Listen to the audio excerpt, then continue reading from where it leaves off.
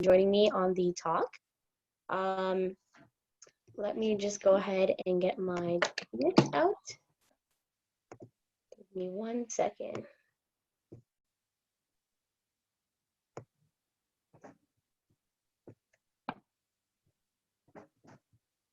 Okay, so today's talk is going to be all about meditation and yoga practices and how to kind of establish some control over the corona-induced anxiety.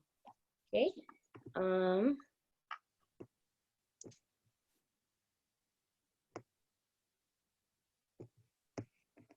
All right, so we're going to go over what meditation is and how yoga can be beneficial to incorporate in like a daily routine and some cool breathing techniques and drills we're going to do at the end together as a group. We've been kind of going through this now for, I believe this is our 3rd week we're entering for us in Ontario. It's been pretty tough, but I think that a lot of us are starting to accept that we might be going through this for longer than a few weeks. It might be potentially a few months before we can get back into our regular routines.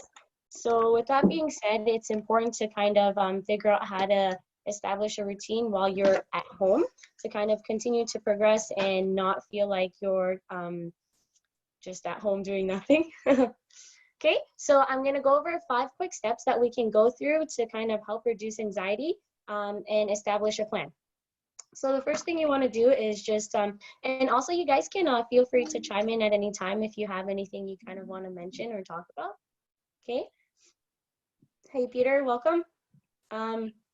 So just to kind of go over what I just said, we're going to go over 5 quick steps to help you kind of create a plan and reduce anxiety to kind of continue to progress day to day as we're going through this crisis. Okay, so the first thing you want to do is just to make sure, thank you, Peter, make sure that you take care of yourself and prioritize yourself in terms of self-care and hygiene, right? It's easy for us during this time to just say, hey, what's the point of getting dressed if we're not going anywhere or doing anything? We have no one to impress kind of thing.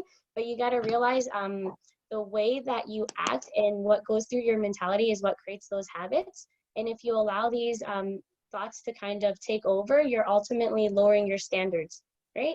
And this is, it might not be something that's evident while you're going through it because we're isolated. We have nothing to kind of reflect ourselves against. But once you come out of it and you go back into society, you're going to see the differences in like what not prioritizing self-care is going to do to you afterwards.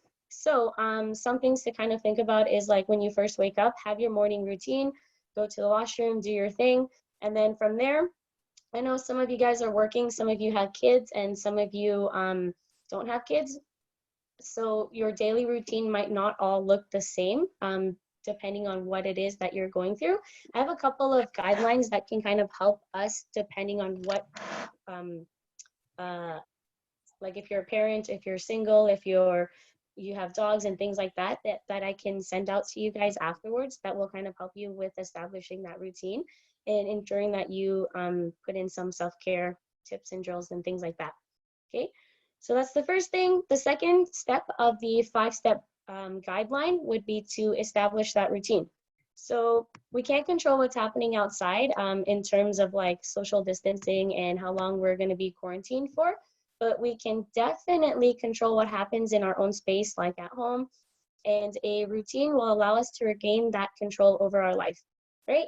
So some routines that you can kind of work on is just doing the things that you had kind of essentially set out, say that you've been telling yourself that you put off because you don't have enough time, like working on the house, painting things, or kind of fixing things around your house. That's one thing you can work on. And if you've already kind of started tackling through those things and you see that you're going through it fairly fast, you can work on new goals. You can learn a new skill, pick up an instrument, draw, think of different things and different kind of like aspects that you can kind of work on, whether it's like music or poetry or creative writing, things like that. And that there kind of helps just to keep your mind going so that you're not kind of just dying of boredom. Okay. Step 3 is meditation. This is really important, meditation, yoga, and things like that, because it allows you to worry in moderation or with a plan. This is something we're going to go into further detail with later on when we go over meditation, just because there's a lot to say about that stuff there. Okay. Number 4 out of 5 would be to be social. Social distancing doesn't necessarily mean that you have to be isolated. Don't forget, humans are social creatures. It's important for our mental health to stay in communication with one another. This is a great time to rely on your community for this, like the Cristini athletics community. We have a lot of Zoom calls and live talks and things like that, which will kind of just help you share stories and kind of go through the things together as a group. If you guys, I know some of you guys have already been doing this. If you want, you can share some stories as to how it has helped you or how it can like benefit you. If you don't have stories, that's cool too. But just remember that that is there for you if you need it. Okay. This crisis was a huge like change on a lot of our lives, and it wasn't something that a lot of us were prepared for. I'm not a professional like in terms of mental health and things like that. So if you are having a hard time adjusting to it and you need someone to talk to, I would recommend kind of like seeking that help, or just once again leaning on your coach or a member of the community to kind of help you through it and just to discuss what you're going through. Okay, anyone want to share any stories? Awesome.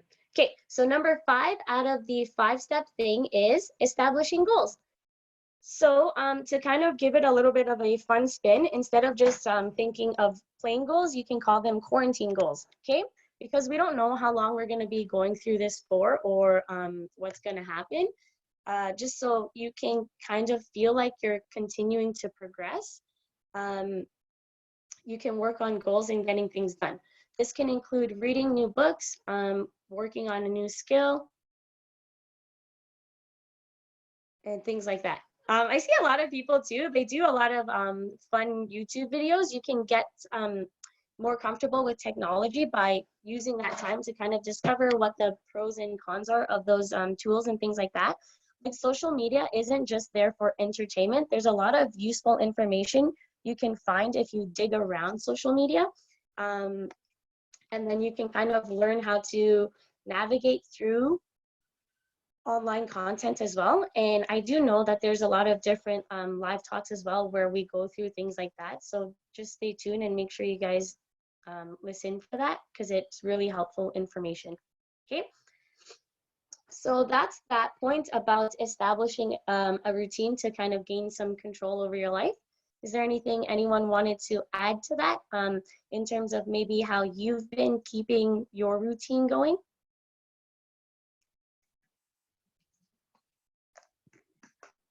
I'll start. Steve, you go. Sorry.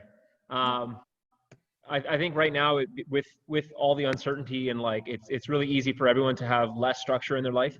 I think if you try to actively have even more structure in your life right now, you're going to keep your mentality stronger, right? It's like, for example, right now, I'm up every day at 7. I'm at the gym every day. We're here making all these videos and working on everything. I'm here by 8:30 every day, and I'm making sure that I'm not late. You know, I'm still doing my hair every day as though it matters, even though I'm the one behind the scenes and Chris is doing the videos. But for me, it's like, it's the simplest things, like even as simple as like, I know it sounds funny, but like shaving my face. Like if I just let my beard get out of hand and I feel like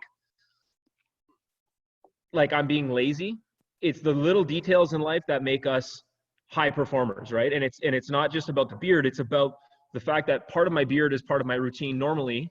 So why would I let that go? I'm not going to not do my hair. I'm not going to not put on clothes. If I'm going to be home and it's a Sunday and it's a nice day, I'm going to put on some nice clothes. I'm not dressing up, but I don't want to just be in sweats all day. And at the same time, I'm not going to be lazy on a day that I don't have to get up. I think it really is a time for us to be even more structured than we normally are, because we actually have free time. Like Ginette said, like go learn something new. Like you have a little bit of free time to play with right now because you don't have work, for those of you who aren't working. I mean, in all honesty, right now, I've got more work than I've had in years because we're trying to basically create something completely brand new. But at the same time, I have free time to do other things. And it's like, okay, what can I be spending my time on? Right now, obviously, I'm spending a lot of my time on learning new things through technology, but I'm like, I want to learn Spanish. I want to learn Portuguese. I want to learn something different. Going for more walks. I've got a dog, so I have the opportunity right now, and the weather's getting a bit nicer, that I want to go out and spend a little bit more time listening to books while I'm walking my dog. Little details add up to the big things. And if you let the little details go right now, it's like a slippery slope. So keep all the little details organized, and don't use this time as time to be like, really, what are you going to benefit from watching TV? Why not listen to a podcast? Why not read a book? Why not have something else going on where you can actually spend time improving yourself, whether that's physically or mentally? If we let a time pass us by, normally in life, why is that people don't listen to that book or they don't do this? Because they're too busy. They're like, oh, I've got work. I'm too busy. No time to do anything. You got time right now. So go learn, go read, go do this, go do that. Go do all the things that you would normally want to do that you don't have time to do it. I think, honestly, for a lot of people, it is fitness. It's like, oh, I only have time to get to the gym 3 times a week right now. It's like, do a half-hour class from your house. Like, go downstairs, half an hour. If you got half an hour, you could work out every single day right now. Like, the fitness, the accessibility to fitness right now is so high. Like, there's no excuse for you to not. You're like, oh, I got kids. Great. Do what Peter's doing. Peter does the kids workout with his kids every day. And then he comes back and does another workout. It's like, that's what I'm talking about. That's using this time to your advantage. You got opportunity. Take advantage of the opportunity. The people who take advantage of opportunities in times like this are the people who are going to come out of this a lot stronger than other people. I'm done. End of my rant.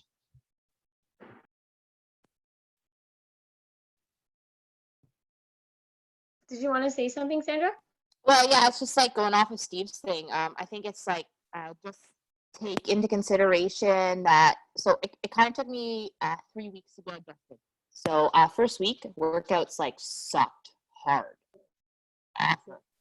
Didn't want to even work out, right? Forced myself in the gym because I scheduled myself in. Week 2, okay, a little bit more volume, adding a little bit intensity, jumping into some classes to get that intensity.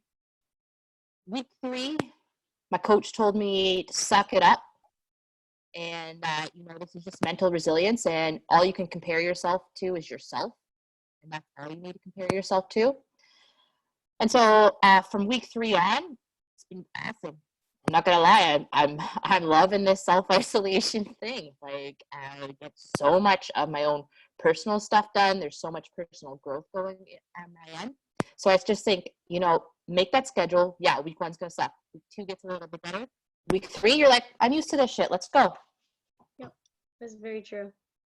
Very true. Did anyone else kind of go through the similar thing while the quarantine happened? Because the idea was, it was very unexpected when we were forced to close and kind of stay at home. So I don't think a lot of people were able to adapt as quick. Was there anything you kind of did to kind of help you through that? I've done a few Yeah. things. Go ahead, Mhm. Victoria, though. I saw your hand. No, go ahead. You started talking. Just to hop on what Steve and Sandra both said there. Yeah, the first week with adjusting to all these workouts now, a big thing was just sort of taking it easier the first week, but still sticking to the schedule. And like Sandra said, it just gets better and better each week as long as you're able to sort of stick to that, to a schedule you create for yourself. And then I liked what Steve said about all the little things about your hair and your beard and all that. I'm the same way with my workouts, right? It technically doesn't really matter what I wear in terms of working out anymore, I guess. But I find it helps to, dress up, put on a cute workout outfit and go hit my workout, or put on like a cute pair of workout shoes and go work out. It's all the little things that are going to help get you, moving on the days that you really, really don't feel like it.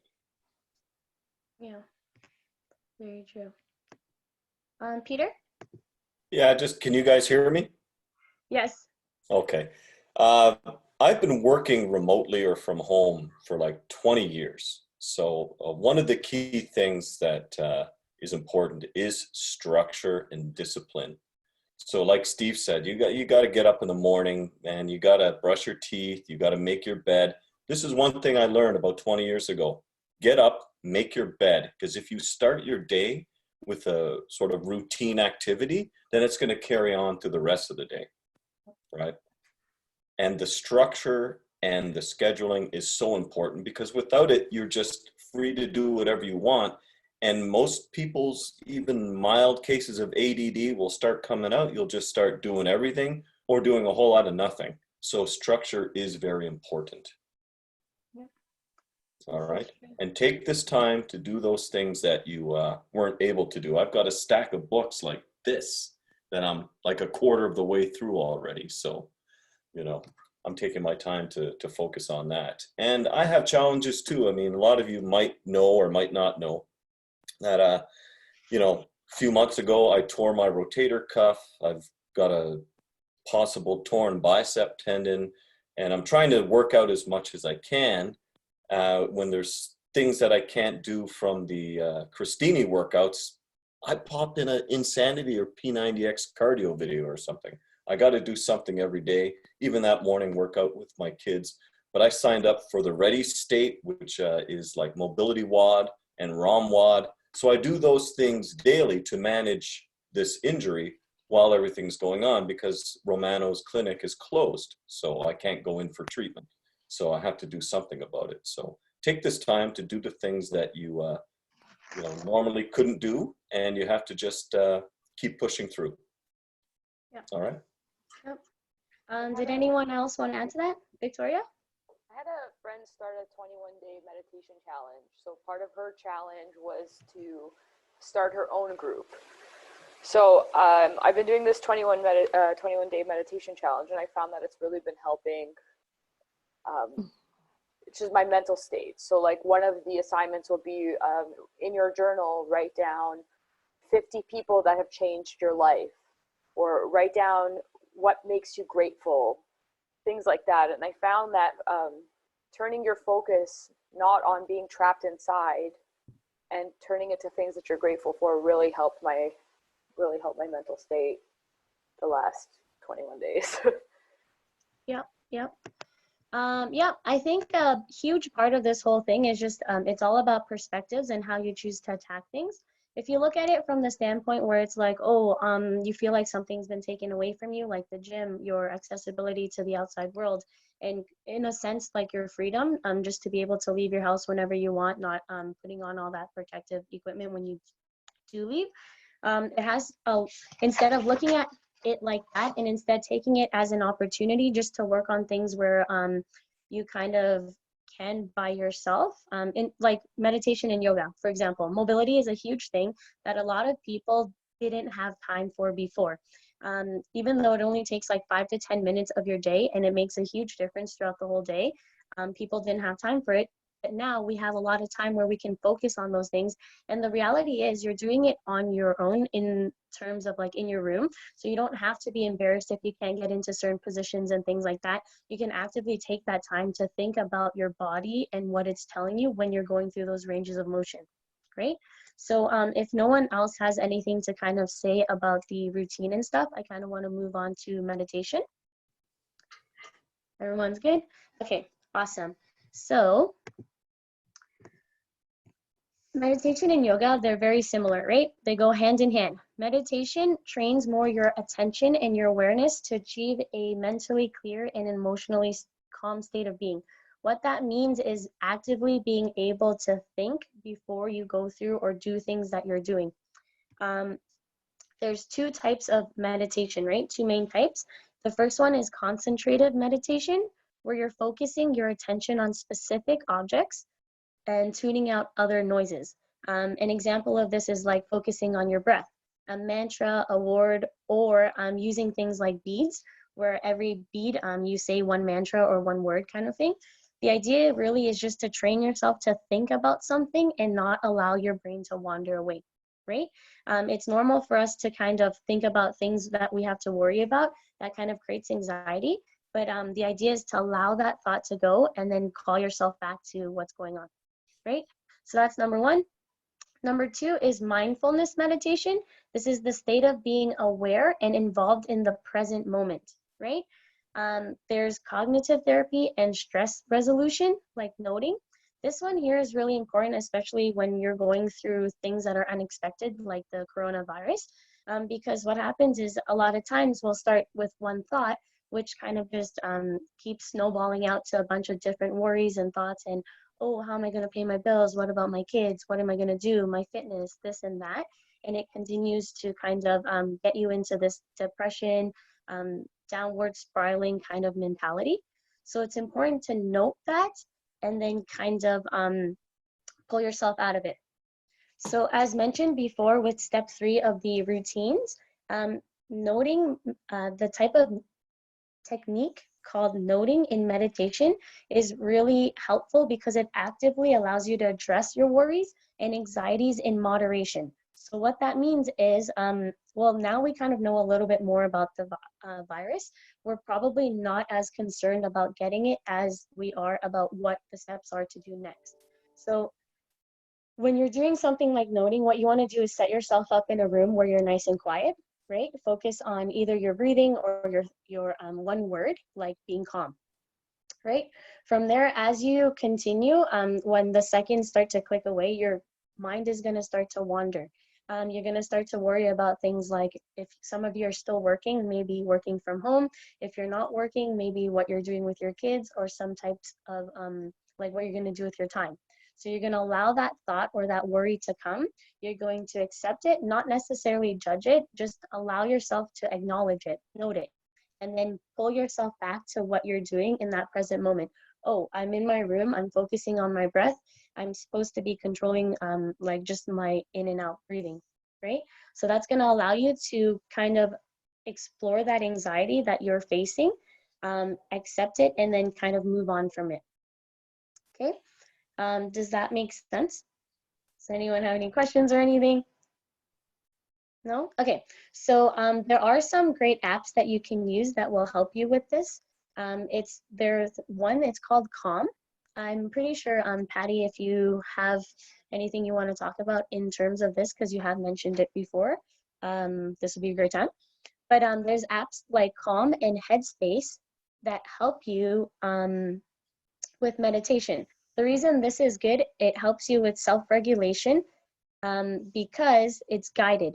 So what that means is when you turn it on, there's different time intervals you can go from. I believe the least amount of time is 7 minutes, and then the max is like up to an hour. And then basically it goes through the meditation process with you and what you need to do. So the timer will start, it'll be, hey, start to actively think about your breathing. You'll go for 10 breaths, and then it'll call you back to what we're doing. Hey, don't forget that we're still breathing, we're focusing on our breath. Whatever you're worrying about, leave it and come back to where you are now in this time and space. Okay? This is going to help you with self-regulation and positive talking, because because you have a better understanding of yourself and your emotional awareness. A lot of times there's this saying, an idle mind can get into trouble. What that means is if we're not actively thinking about what we're doing in that time, we may accidentally say something that we didn't want to say or do something we didn't want to do. Okay? Does anyone want to say anything about meditation or anything like that, or share any experience? Yeah, just give me 1 sec, Ginette. Yeah, take your time.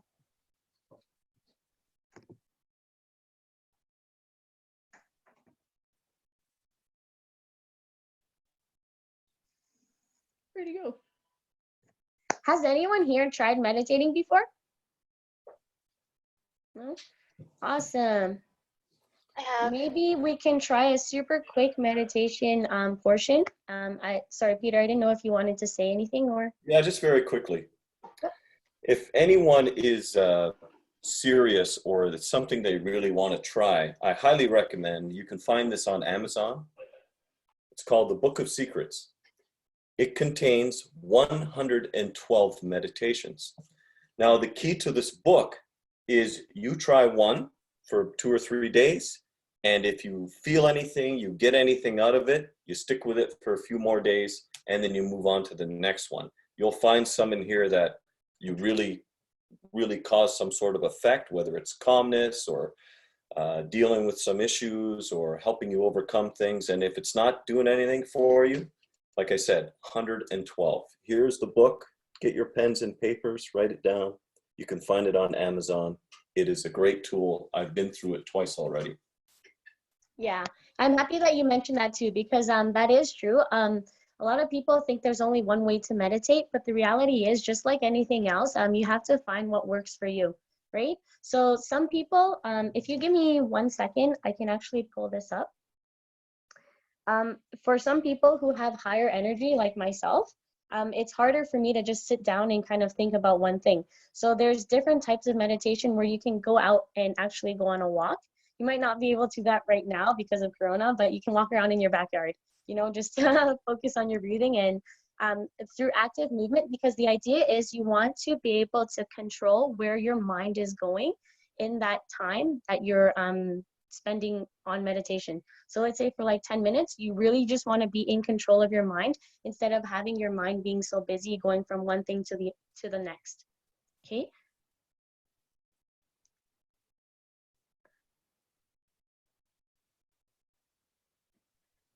Okay, so there's mindfulness, like we went over.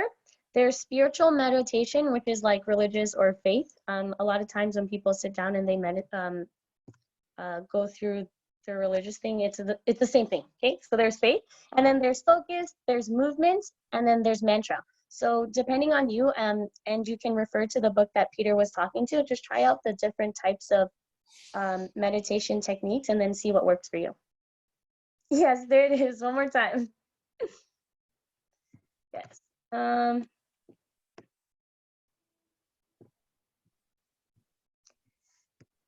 Yep, so there you go. As you can see from the chat as well, there's a lot of different ways of doing it. You can go for runs, walks. Hanging out with your dog is a great way of kind of meditating and just staying calm as well too. Sandra knows all about it. If you don't have pets though, you can find comfort in other things as well, like a hobby or something that is considered a leisure time event. Like before I found fitness, I used to really enjoy taking pictures, and I found it was easy for me to kind of just stay relaxed and kind of focus on that one thing. So it doesn't necessarily have to be through movement or just your mind. It can be just whatever you find leisure in that kind of helps you promote those positive feelings. Cool. All right, so that's that part for meditation. Let's go over yoga stuff. Yoga is my favorite. Okay, so there is a little bit of a difference between yoga and mobility. I just want you guys to know so that you can kind of understand the differences of why we do what we do. That's another big thing too, just understanding why you're doing it instead of idly going through things. If you understand what you're doing, the chances of you excelling in it are, they become a lot higher just because you understand it, and then you can put more thought into what you're doing, right? So yoga branches out, thank you. Yoga branches out from meditation. The idea is to improve your range of motion while focusing on your breathing, okay? So typically when we do mobility drills, we do incorporate some yoga where you're holding it for about a minute. The idea there is not really to focus on the pain or how much that position hurts. Instead, it's to kind of get in control of your breath so that you can be in the control of the movement. So every time you inhale in, you want to get deeper in, for example, if you're doing a cat-cow, right? A cat-cow is when you're on all fours and then you breathe in. As you breathe in, your back comes up. When you exhale, you get deeper into that position. So that's the idea with yoga, okay? Typically, you hold that pose for 1 minute, so you can do like 10 breaths or something like that. And then you want it to be comfortable on a scale of 1 to 10, 10 being really painful. You don't want to exceed anything more than a 4 or a 5, okay? Or a 3 or a 4, sorry. So far, so good? Okay.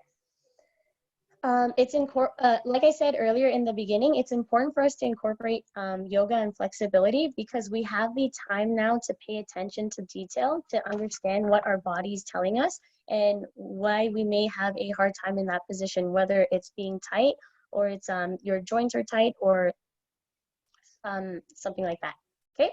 So before we go more into it, I just want to go over some breathing techniques with you. There's lots of different kinds that you can do, but I've just picked 4 that we can really kind of focus on. It is an active drill, so we can kind of do it together as a group, okay? So with breathing, a lot of people don't breathe through their diaphragm. Instead, they breathe through their lungs, right? So your lungs are on your chest. Your diaphragm is in your stomach. That's what it means when people say bracing your core. When you brace your core, you're filling out your diaphragm as big as you can get it so that it can sustain whatever pressure you're putting on yourself, okay? So here's a great drill for you to learn how to breathe through your stomach. You're gonna put one hand on your chest and then one hand on your stomach. As you're breathing, don't allow this chest hand to come up at all. Instead, only allow your stomach to come out as big as it can and then right back in, okay? So I'm gonna allow you guys to actively go through that for 10 breaths. So just like this, one hand on your chest, one hand on your stomach. You're gonna breathe, this one's gonna come out, and then it's gonna come right back in. Inhale, exhale.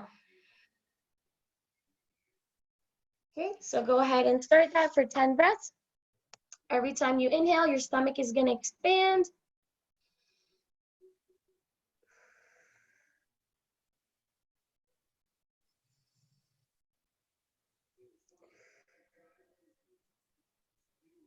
When you get your stomach as big as you can get it, try to fill it up even more, and then you'll feel your chest filling up as well. Then you get that full breath.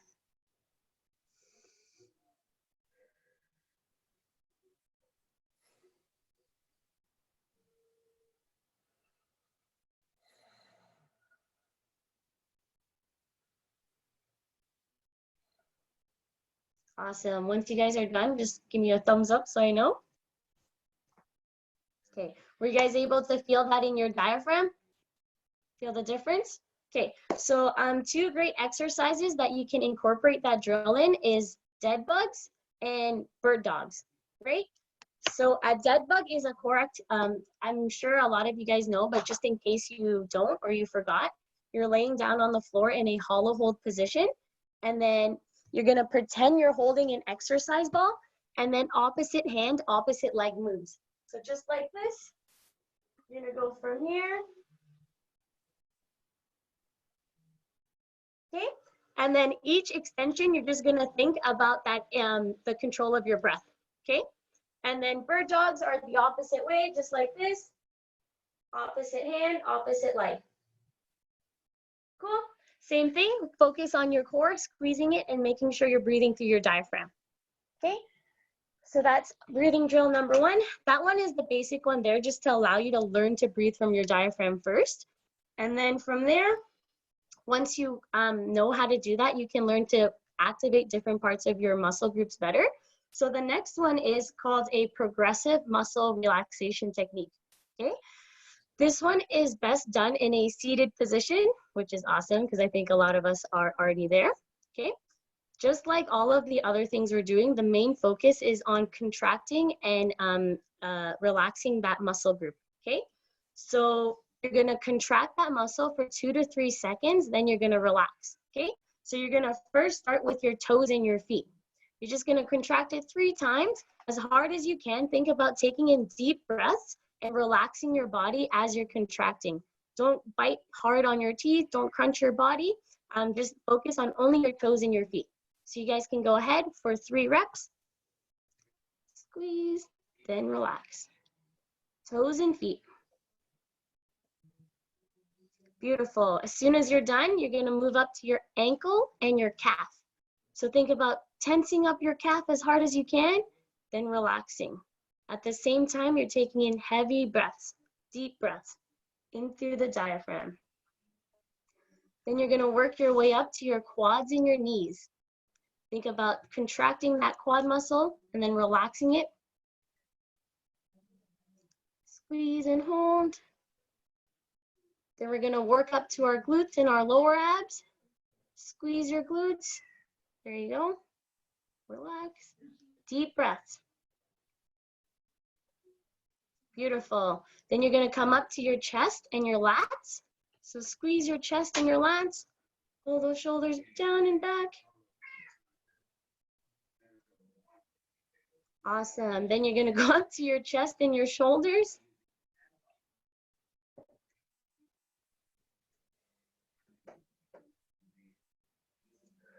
Beautiful. Then extend your arms out. Think about squeezing your biceps and your triceps.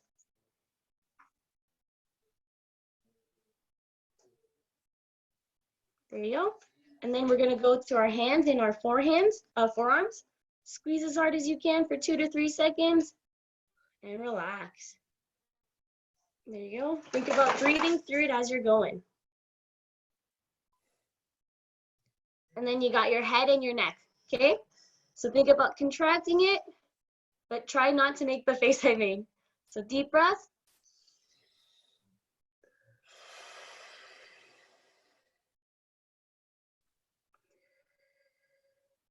Awesome. And then you got your jaw, okay? This one's a weird one.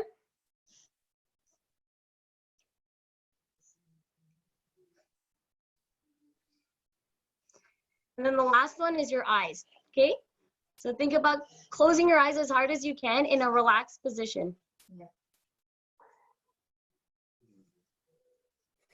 Beautiful. Once you're done, that's the tensing of the muscles. That one is really efficient to do before you go to sleep because you're already laying down. And then it just allows you to not worry about or like overthink about stress and other stuff. Instead, you're just focusing on relaxing. Okay, so it allows you to just get into a deeper sleep. Cool.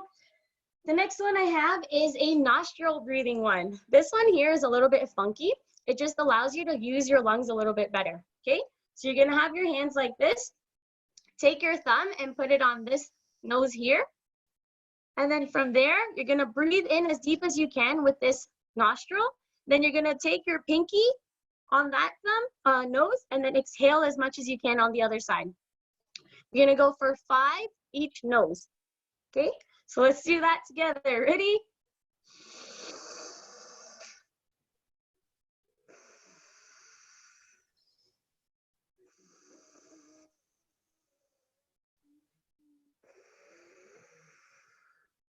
You guys can continue. We're just going through some breathing techniques for the people who just came in. This idea here is, it's a part of yoga to kind of help you learn how to breathe a little bit better, okay? So you're gonna take your thumb and plug your right nose and then inhale as deep as you can through your left, then opposite hand on that left, exhaling through the other nostril. You're gonna go for 5 each side.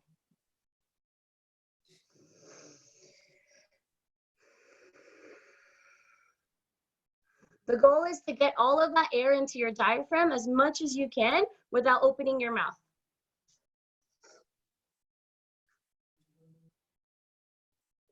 Beautiful. I'm sure it helps some of you guys clear out your nose as well. Okay, awesome.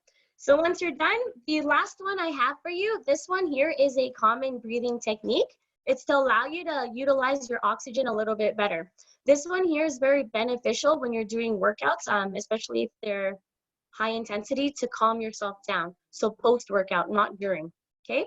So the idea is, it's 4, 7, 8 seconds of breathing, 4 seconds in, 7-second hold, 8 seconds out, okay? So not right away as soon as you're done the workout. But the idea is you're gonna go in, breathing in through your diaphragm, so don't allow your chest to come up as you're breathing.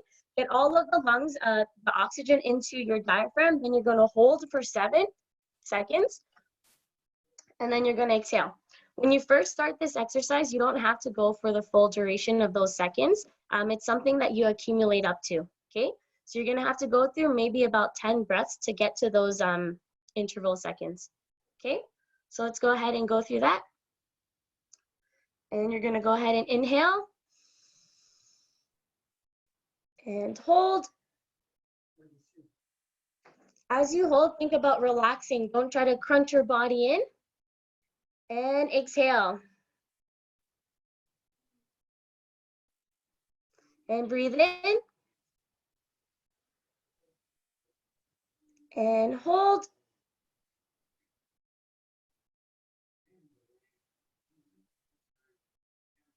And exhale.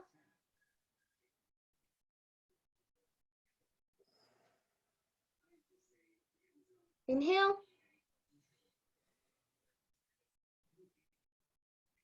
And hold.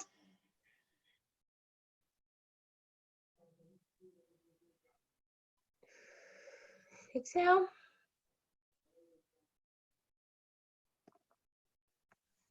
Okay, I'm gonna go for the last one, okay? Inhale. Hold. And exhale.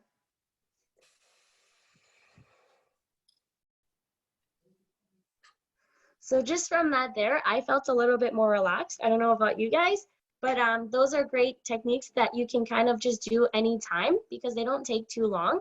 It's just as long as you remember how to do them. Okay.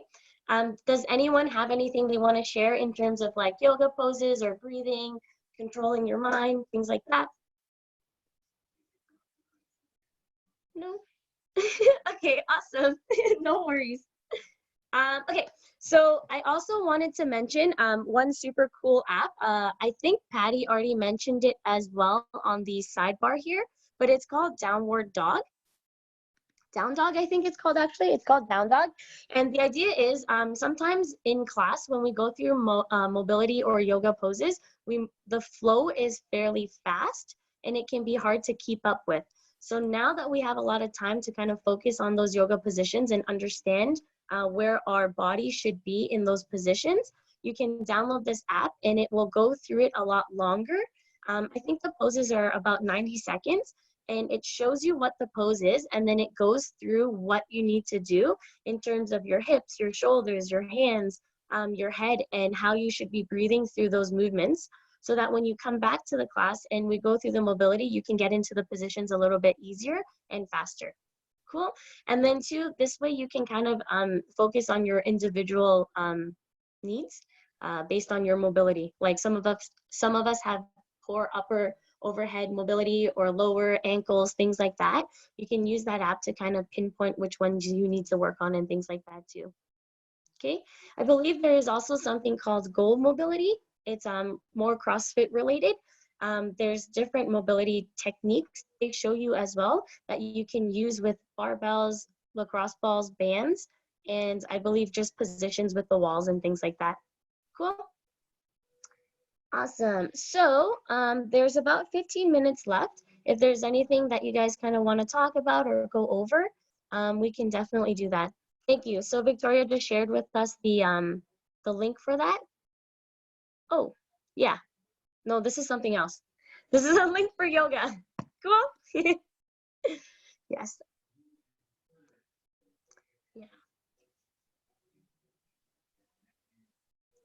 All right. All right. So that's pretty much all I had prepared for you guys today.